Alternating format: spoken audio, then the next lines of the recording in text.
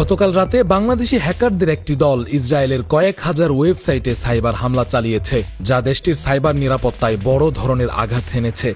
Bangladesh cyber defence নামের একটি Facebook page থেকে এই হামলার দায় স্বীকার করে জানানো হয়, তাদের এই আক্রমণে ইসরায়েলের কয়েক মিলিয়ন ডলার ক্ষতি হয়েছে। তারা আরও ঘোষণা দিয়েছে যে এই সাইবার হামলা চলমান থাকবে। এই সাইবার হামলার পেছনে মূল কারণ হিসেবে উল্লেখ করা হয়েছে ইসরায়েলের সাম্প্রতিক গাজা উপত্যকায় বিমান হামলা। গত 18 মার্চ যুদ্ধবিরতি লঙ্ঘন করে ইসরায়েলি বাহিনী গাজায় বিমান হামলা চালায়, যেখানে 400 জনেরও বেশি মানুষ নিহত হয়। এর ফলে 2023 সালের 7 অক্টোবর থেকে শুরু হওয়া আগ্রাসনের পর থেকে গাজায় নিহতের সংখ্যা প্রায় 49,000-এ পৌঁছেছে, আর আহত হয়েছেন 1,11,000-এরও বেশি মানুষ। বাংলাদেশ সাইবার ডিফেন্স নামের এই বেসরকারি সংস্থা ইসরায়েলের এই অগ্রাসনের প্রতিবাদ স্বরূপ সাইবার হামলা চালাচ্ছে। আজ সকালে তাদের চলমান আক্রমণে ইসরায়েলের একটি গুরুত্বপূর্ণ মন্ত্রণালয়ের ওয়েবসাইট ডাউন করতে সক্ষম হয়েছেন বলে দাবি করেছেন তারা।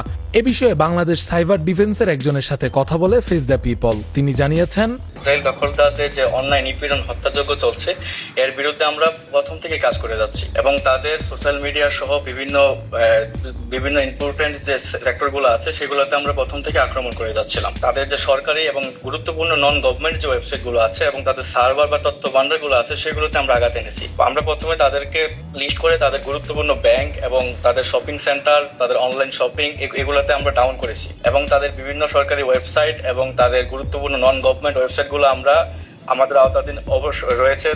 5 থেকে 10টার মতো ওয়েবসাইট আমাদের আওতাধীন অবশ্যই রয়েছে। এখন অর্থনৈতিক পরিমাণটা আনুমানিক ধরে নিয়েছি প্রায় মিলিয়নের মতোই হবে। তাদের ইউনিয়ন ব্যাংক সহ আরো কয়েকটি ব্যাংকের সার্ভার আমরা ডাউন করে রেখেছি।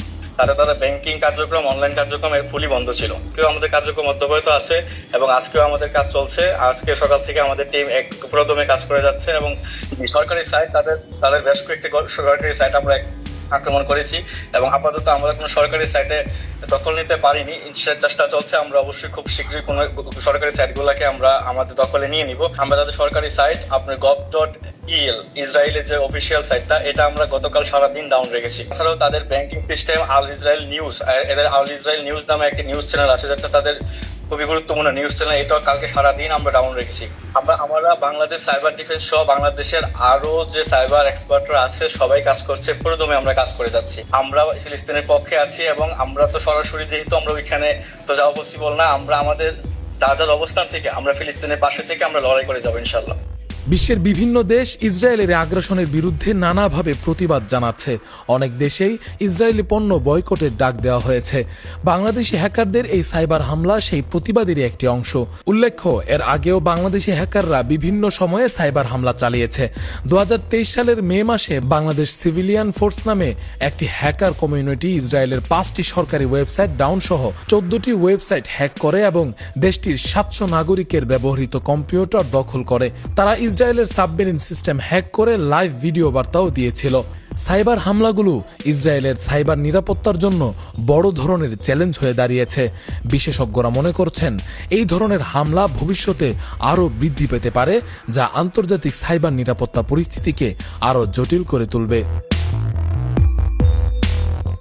রাকিবুল ইসলাম রইস, ফেস দ্য পিপল।